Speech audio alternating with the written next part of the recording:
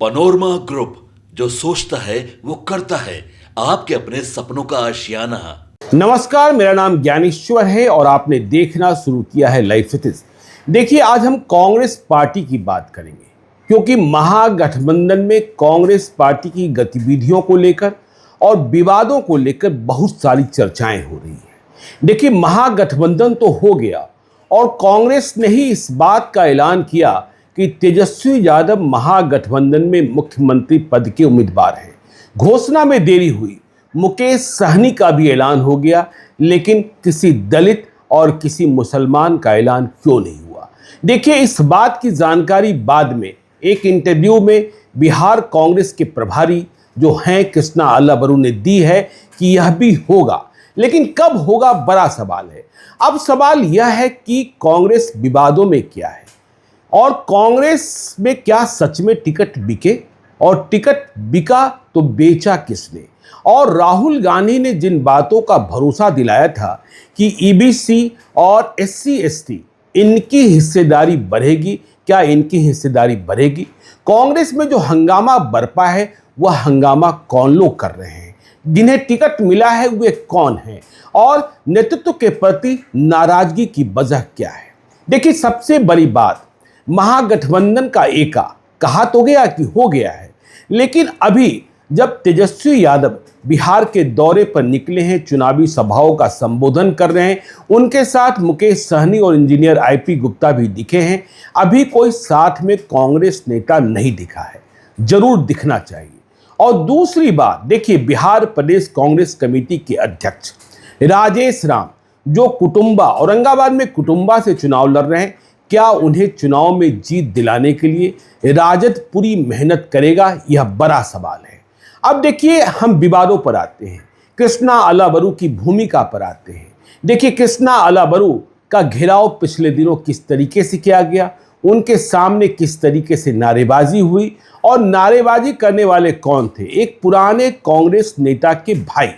लेकिन कृष्णा अल्लाबरू ने बिल्कुल ही उत्तेजित न होने का काम किया, मुस्कुराते रहे, हंसते रहे और सब कुछ सुनते रहे, फिर हाथ मिलाकर अभिवादन भी किया और फिर निकल पड़े।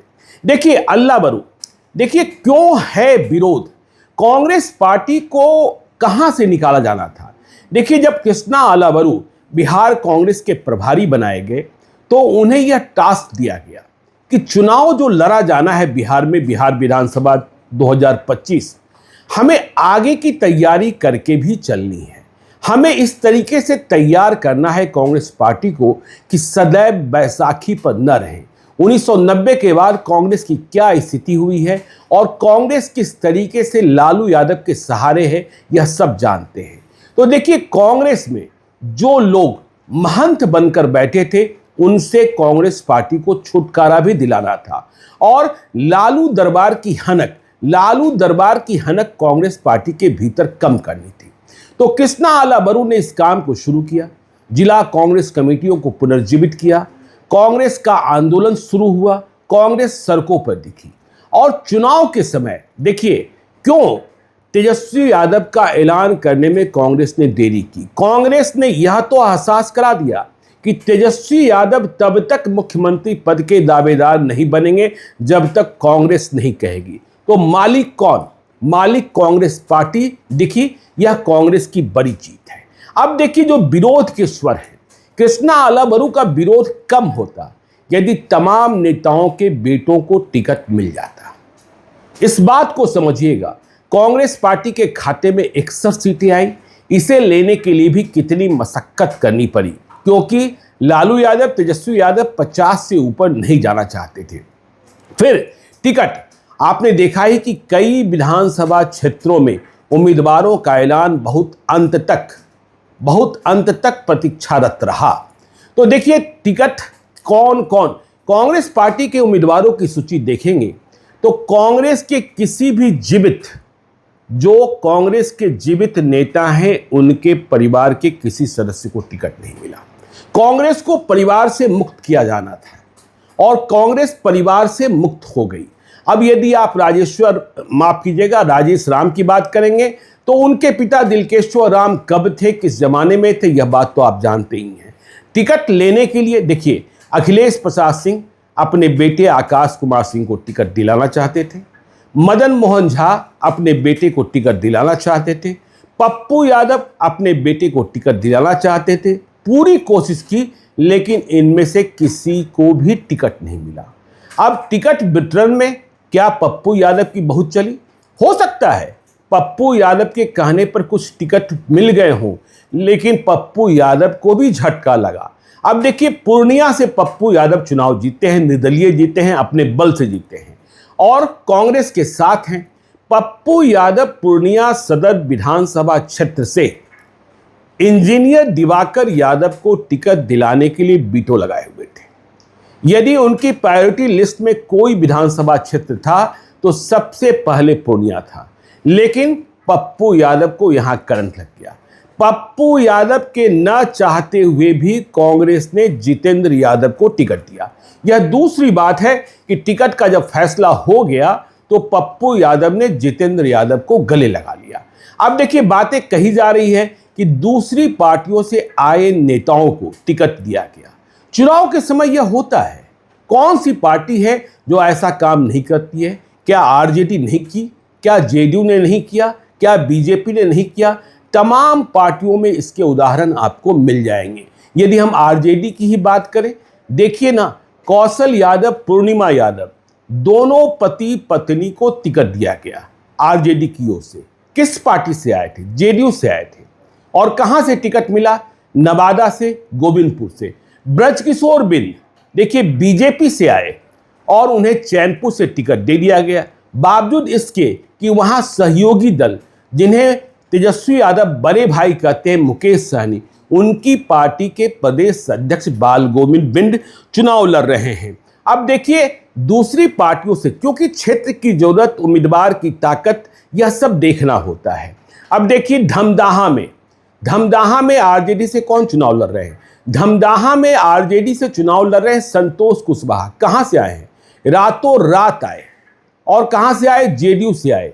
जेडीयू के सांसद थे 2014 से 19, 2019 से 24 और 2024 में पप्पू यादव से हारे, अब राजद में आ गए हैं और धमदाहा में लेसी सिंह के खिलाफ चुनाव लड़ रहे हैं।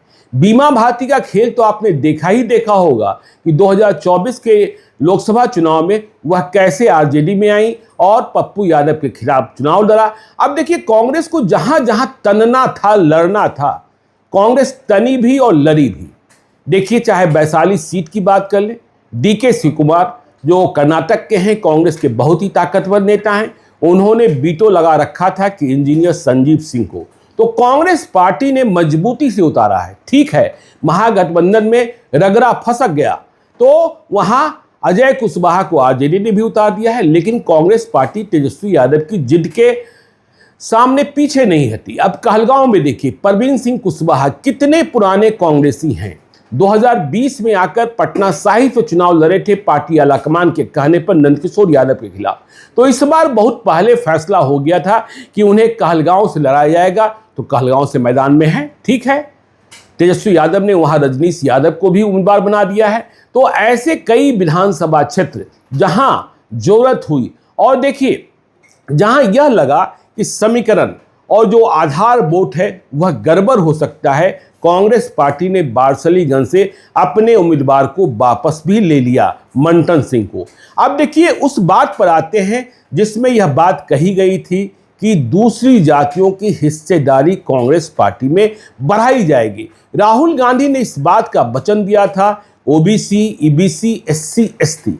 अब देखिए, तुलनात्मक अध्ययन करते हैं 2020 और 2025 के उम्मीदवारों के प्रतिशत को।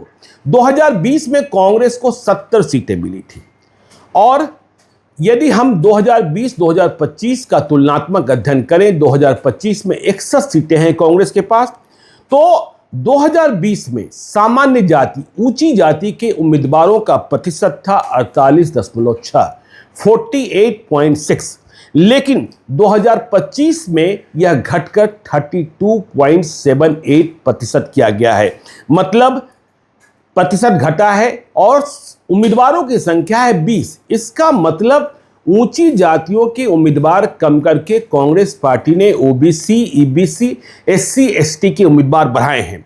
ओबीसी की बात कर ले तो ओबीसी के उम्मीदवार 14.3% कांग्रेस के खाते की सीटों में 2020 के चुनाव में थे, लेकिन इस बार इसमें बढ़ोतरी की गई। 14.3% बढ़कर 21.31% हो गया है और उम्मीदवारों की संख्या है 13। ईबीसी की बात कर ले, अति पिछड़ी जातियों की, क्योंकि देखिए अति पिछड़ी जाति का वोट बैंक जो है वह बिहार के चुनाव के ख्याल से बहुत ही महत्वपूर्ण है, क्योंकि इसी वोट बैंक के कारण नीतीश कुमार लगातार जीत का परचम लहराते रहते हैं।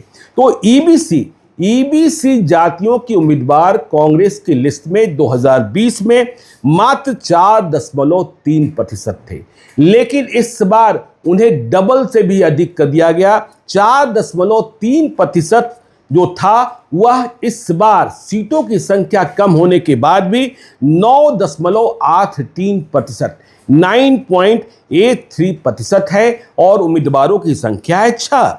SC ST की बात कर लें तो SC ST में जो उम्मीदवार थे 2020 में वह 18.6% थे। इस बार इसमें भी बढ़ोतरी की गई है, उम्मीदवारों की संख्या हो गई है 19.67%, कुल उम्मीदवार 12। और मुस्लिम की बात कर लें, देखिए मुस्लिम 14.3% मुसलमान उम्मीदवार थे कांग्रेस की लिस्ट में 2020 के चुनाव में, इस बार हैं 16.39%, कुल उम्मीदवारों की संख्या 10। तो इस तरीके से ये जो 61 उम्मीदवार हैं। अब देखिए महागठबंधन, यह बात तो हम बार बार कह रहे हैं कि महागठबंधन चुनाव के मैदान में आने में देरी कर चुका है, जबकि एनडीए बहुत पहले से चुनाव के मैदान में आ गया। और कांग्रेस पार्टी, फिर से आपको हम यह स्पष्ट करना चाहते हैं कि तेजस्वी यादव की जिद रही, लालू यादव का प्रण रहा कि बेटे को मुख्यमंत्री लड़ाना है। कांग्रेस पार्टी ने रास्ता निकाल लिया है कि चलिए हम कांग्रेस की सब बात मान लेते हैं, हम इस बात से सहमत नहीं होते हैं, चलिए आपकी जिद है, हमारा तर्क तो दूसरा था, मतलब कांग्रेस पार्टी का तर्क दूसरा था कि तेजस्वी यादव का नाम घोषित होते ही वोट का पोलराइजेशन कुछ दूसरे तरीके से हो सकता है, उसे भी कुर्बान कर देते हैं। तो तेजस्वी यादव को हम अंतिम मौका देते हैं, मुकेश सहनी की बात भी मान लेते हैं, 2025 का चुनाव आपके ही नाम कर देते हैं। तो 2025 में जीत हार आपकी होगी, और यदि आप जीत गए तब तो ठीक, और यदि आप हार गए तो फिर कांग्रेस पार्टी जो अपने रास्ते चलने के लिए तैयार है, आगे 2025 के चुनाव के बाद अपना रास्ता प्रशस्त कर लेगी और कांग्रेस पार्टी का प्रयास जारी रहेगा। तो यह कांग्रेस का समीकरण है, कांग्रेस के विरोध को हमने आपको समझाने की कोशिश की है।